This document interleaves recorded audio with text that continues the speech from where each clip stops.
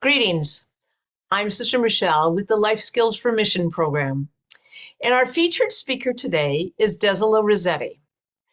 And she is speaking with us today on the topic of communication with each other and defining that for us.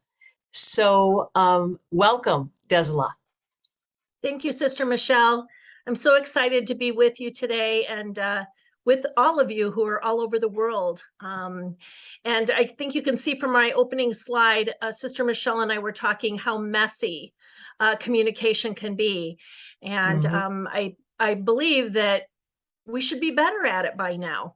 We've been communicating right out of the womb with our first initial scream. But today we hope that we can touch on some highlights of communication. We're going to spend some time on the sender and the receiver. We're going to spend some time taking a look at listening skills, effective listening skills, and we'll talk a little bit about our body language and the role that plays. But statistics show that 70% of our total waking time is spent communicating. 70%. Of this time we spent communicating, they say 16% of that time is spent reading, 9% of that time is spent writing, 30% of that time is spent talking, and 45% of that time is on listening. So I think being able to spend a little time on each one of those things, except for the writing part today, should get us in a good place. So 86% of employees and executives cite that the lack of effective collaboration and communication as the cause for workplace failures. Think about that number, 86%, almost 90% of the failures have to do with collaboration. And in that collaboration, communication.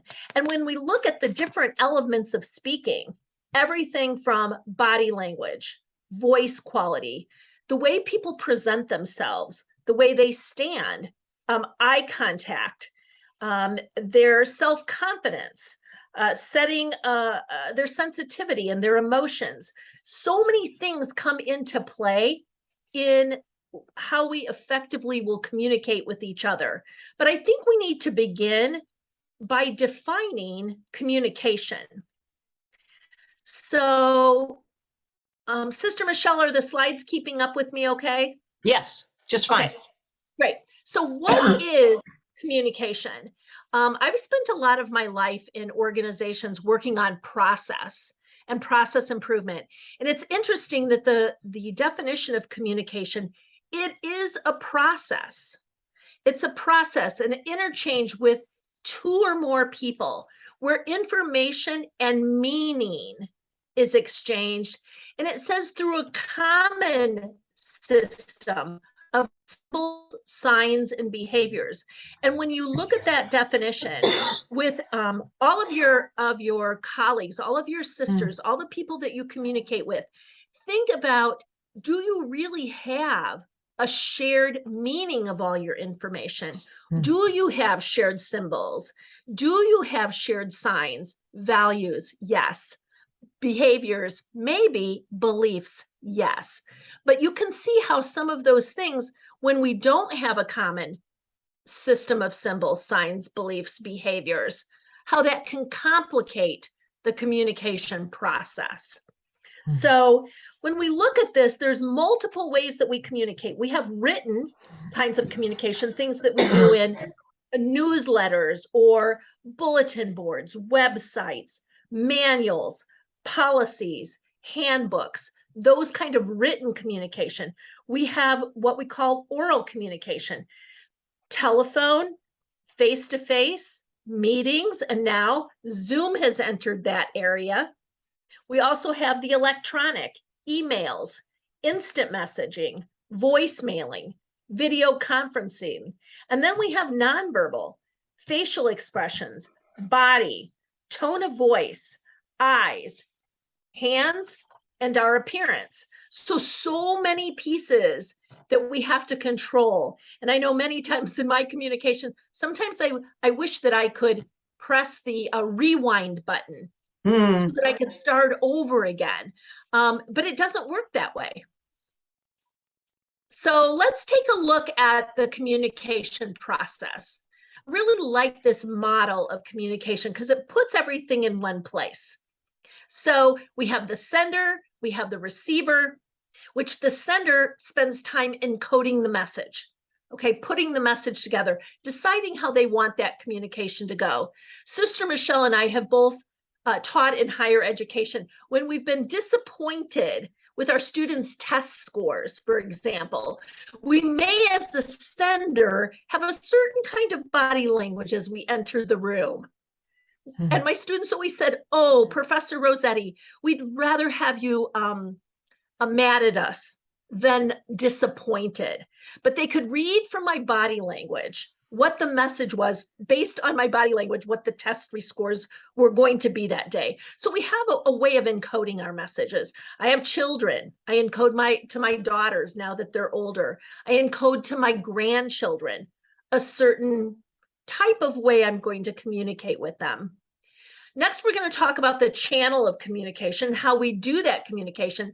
But remember, whatever we decide our intention is as a sender isn't always the way the receiver receives it.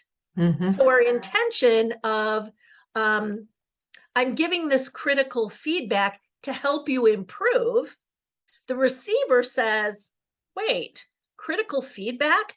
You must be disappointed in me, or you don't understand me. So how we intend our communication isn't always the ways that it is received. So I think this is important to see that feedback loop at the bottom. How does that feedback loop work? How do we confirm with the sender what the true message is?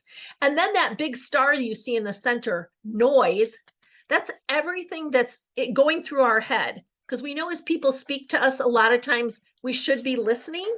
We tend to be thinking about what our response is going to be at that time. And other noises like one of these things, a cell phone that begins buzzing or beeping. We have emails going on. So we have lots of noise that surrounds us as we're trying to communicate with people. Some we try to, we can get rid of, and others are a lot more difficult. This next slide talks a little bit about then the method of communication. And I'm going to go through this pretty quickly. And I'm going to go from bottom to top, where as we look at the bottom, we call this the low, right down here, low channel richness. In low channel richness, we have an advantage of having a record of what we're saying. Okay, we can put some thought into that messages before we send. It's premeditated. But the disadvantages is it's one way. We don't get feedback very quickly, and it's impersonal. We can't see people's body language when we're sending in low channel richness. But as you see, we move up, these channels get richer. As we go to email, people respond quicker. There is a way to respond. With telephone, if we catch people on the phone when we call, we can hear their voice, and we can hear disappointment. We can hear sadness. We can hear happiness. So we can hear those kind of things, and we might not see them, but we can certainly hear that in their tone of voice. And as we move to the top, we move to what we call a high channel richness. You can see it's personal. It's two-way. I can get feedback quickly. I can see if people are happy or disappointed, but it's hard to disseminate. You can't let people know there's going to be a major change that's going on all at one time, unless you gather them all into a room, which is very hard. It can be spontaneous. And like I said, sometimes you want to hit that rewind button. And in some cases, because I work in human resources a lot, you need to sometimes have a record of those conversations. And when you're doing things on a face-to-face, a lot of times there is no opportunity for that record. But in management, and when I'm working with people, people tend to want to stay here because this is safe. Putting things in writing is safe. When you move here, it's not as safe. When you have to talk to people on the phone and you have to see their body language, this isn't safe. People feel unsafe here. It takes a while to work into becoming better at face-to-face because there's difficult conversations and there's difficult confrontations that happen in face-to-face. So let's move on to take a look at some of these barriers to communication. Maybe you sometimes feel that this is what your desk looks like or your life looks like, just full of so many things. But lots of things are, for example, an unclear process. Excuse me, an unclear process of communication. We think we should be face to face, but we tend to do something in writing, or we do something in writing, which would be better face to face. Several years ago, Radio Shack, which was a kind of an electronics place in the United States, decided they would lay all their people off, several of their people off, via email. So basically, they came in that morning, they opened up their email, and it said, "You no longer work here." Whoa. Okay, so an unclear process, not the best way to let people go from your company. And certainly they got a lot of press about doing it that way. There can be problems with chain of command, especially in organizations where people jump chain of command. It is the size of the organization. Certainly for all of you, geographics can be barriers to communication. Language barriers can be barriers to communication. Personal limitations. My husband's hard of hearing. It's a personal limitation he has. Difficulty in hearing. Sometimes what I say and then what he thinks I've said are two different things. So we can have personal limitations. We can have prejudice that gets in the way. We can certainly have traditions or egos that get in the way of communications and effective communications. Conflicting goals can be a problem with communication. And also the last one I'd like to mention is power.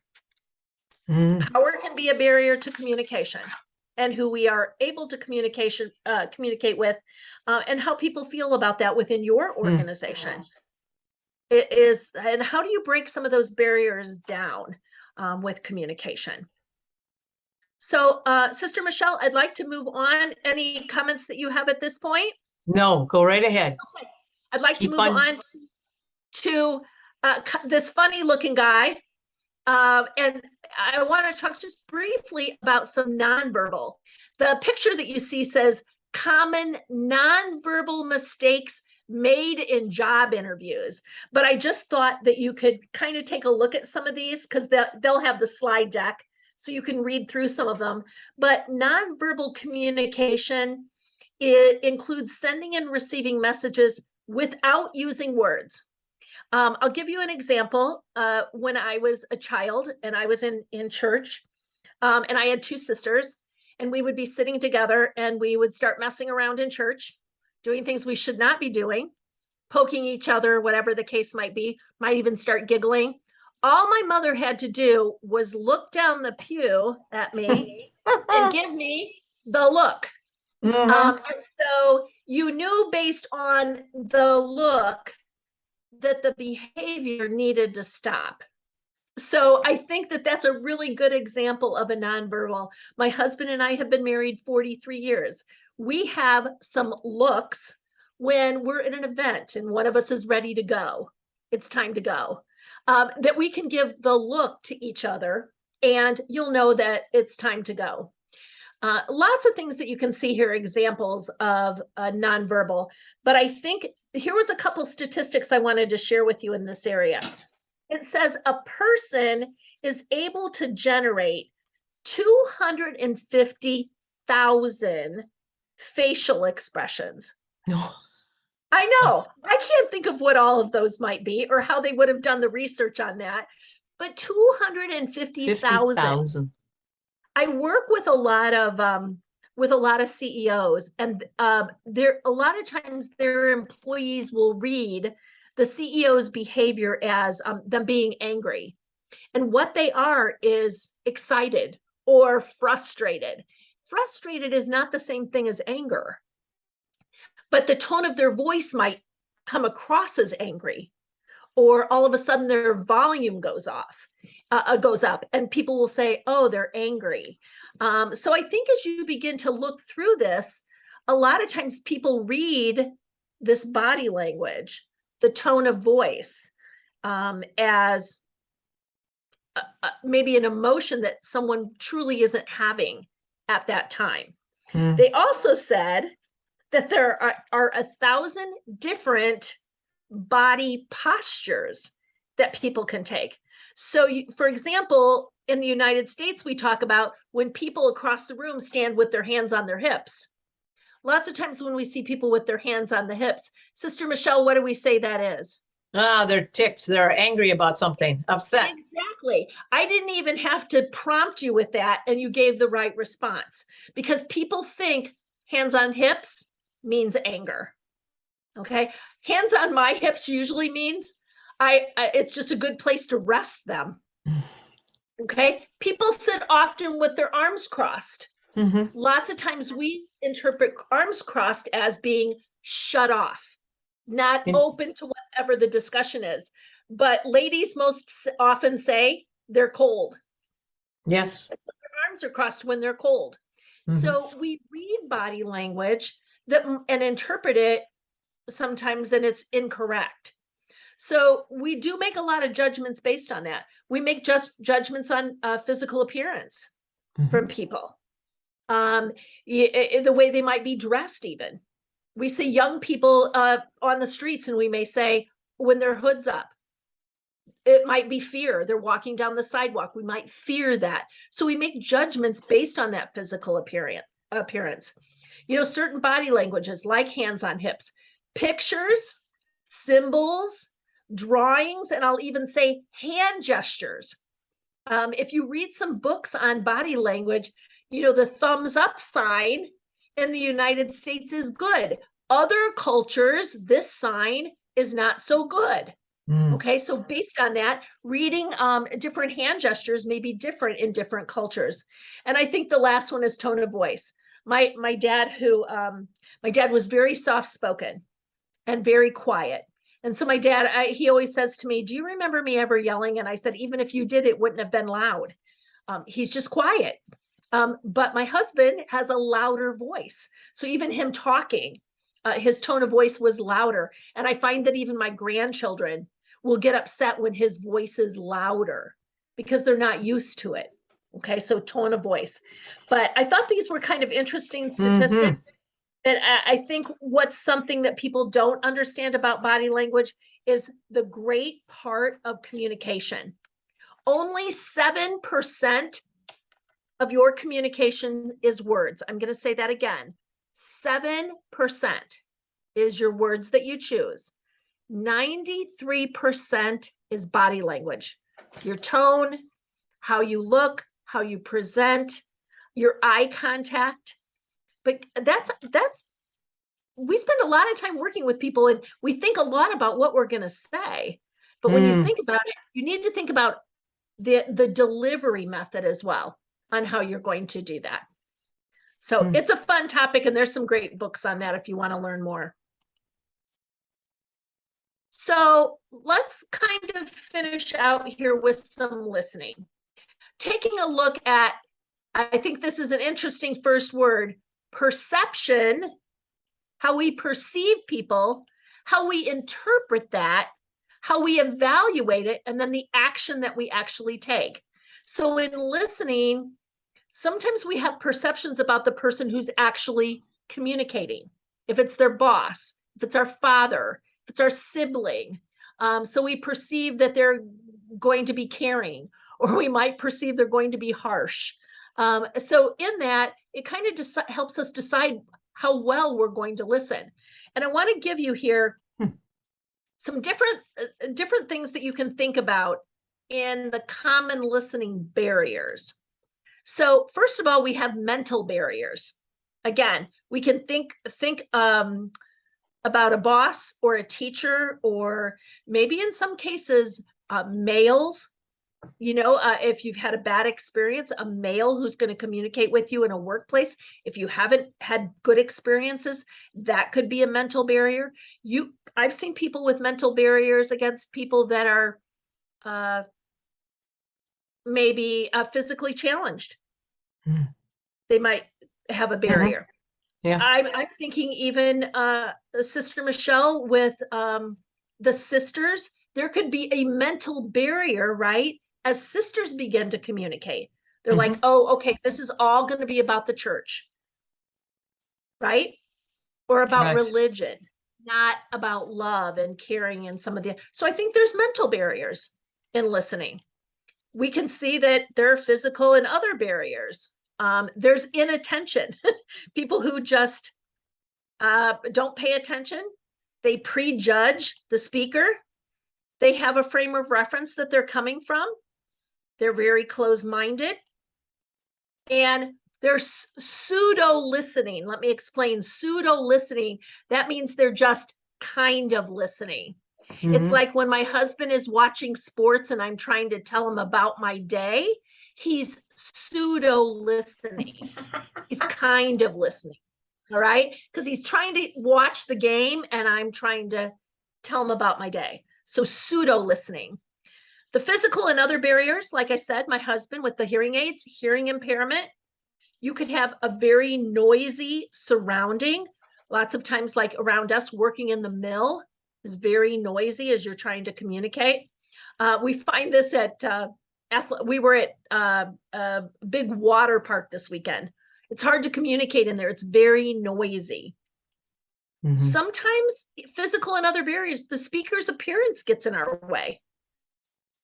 Maybe someone's speaking to us and they have a great big long beard and it's all braided down the front. It might get in our way. We're thinking about, wow, that's a really long beard. How'd you get a beard that long? What made you think about braiding that beard? So people's appearance can get in the way sometimes of us being an effective listener. Another one is the speaker's mannerisms. And you can see sitting here, it's hard for me to not be using my hands. So speakers have mannerisms that might get in the way of us listening to what they had to say. And the last one is, and we can experience this in a setting like this, is lag time. If we're on Zoom and you're trying to watch it, when Sister Michelle and I started out, her slides were a little bit slower than the way I was seeing them. So there could be some lag time in that process. So lots of things can kind of get in the way. But let's think through how can you build your listening skills? How can you be better? My mother told me when I was a kid, there was a reason that God gave me 2 ears and one mouth. I was supposed to listen twice as much as I spoke. And then I became what? A teacher. Teacher. Okay. Yeah. Yeah. So I'm not sure I listened very well when she was telling me that. But the first thing we can do to get better is to try to avoid interruptions. And again, remember that noise I showed you is putting our cell phone away. And I found today I was in a meeting and my cell phone was shut off. It was in my purse on the floor and I could still hear it vibrating. So I think thinking through how do we avoid those interruptions, making sure we set the right time aside when we're having a conversation. In that same area, avoiding distractions, making sure that you're paying attention and making eye contact with the person that you're speaking with. Becoming actively involved. And some of the ways that you can do that is as someone's speaking, taking notes. And a lot of times I will just ask someone, is it all right if I take some notes while you speak? I want to make sure that I can follow up on what we're talking about. So making sure that you're taking some notes tells people that you're actively listening. And you're going to hear me, I think I say this, let me say this. A lot of times they say people who interrupt are not good listeners, but let me tell you, a good listener can interrupt to ask clarifying questions. All right, so you can interrupt if you're asking a clarifying question. Make sure that when you're listening, you're trying to separate facts from opinions, okay, depending on what the conversation is about. There it is, asking those clarifying questions. Make sure you're gathering good information. I like to try to use paraphrasing to say, so Sister Michelle, is this what I hear you're saying? That would confirm, remember on the communication loop when we asked for feedback, that gives an opportunity for me to say to her, is this what I heard you saying? So the sender knows that the message was effective or really did reach the sender. I'm sorry, the receiver. Capitalize on that lag time by taking notes, by asking effective questions. Again, like I said, taking notes. And last, being aware of differences, not just gender differences. There's so many things now: age difference, gender difference, ethnicity, education levels. Many things get in our way of not only good verbal communication, but good listening skills. And a lot of times I think we're so worried about what our response is going to be, we don't spend the time to listen. And so I thought I would kind of close with, this is one of my favorite authors, Stephen Covey. Stephen Covey wrote 7 Habits of Highly Effective People. One of the chapters in the book says, seek first to understand and then to be understood. So thinking through, I think this is a really good ending with our effective listening, is making sure that we are seeking first to understand, listening to others first before we try to get our point across. If you are interested in this, Stephen Covey book, 7 Habits of Highly Effective People, it's been written in multiple languages. It's been around a very long time. And if you want to, you can also look on the web, and there's lots of places where you can just read this chapter alone without getting the whole book. So Sister Michelle, thank you for so much today for letting me share some of my ideas with communication. I've really enjoyed it. Oh, Desila, thank you so much. If you want to stop sharing here, then we'll get to see you in the full screen here. Okay. Yes. Thank you so much. In a very succinct, short time, you have given us a wealth of information that our sisters, that all of us can apply to our lives in our relationships with each other. And just the shocking and surprising fact that you said that 7% is actually our spoken word, 93% is all the other messages we give off. And, and in this course, we're very sensitive to cultural differences. And that's really an opportunity when the sisters share in their reflection groups. They can talk about how this is presented from the United States, and this is how communication is defined here. And I'm sure there's nuances and there's differences in the cultures of each of the countries where our sisters come from. So thank you. Sure. Thank you so much. We really appreciate it. And you've given us plenty to think about. Good. Thank you. You take care.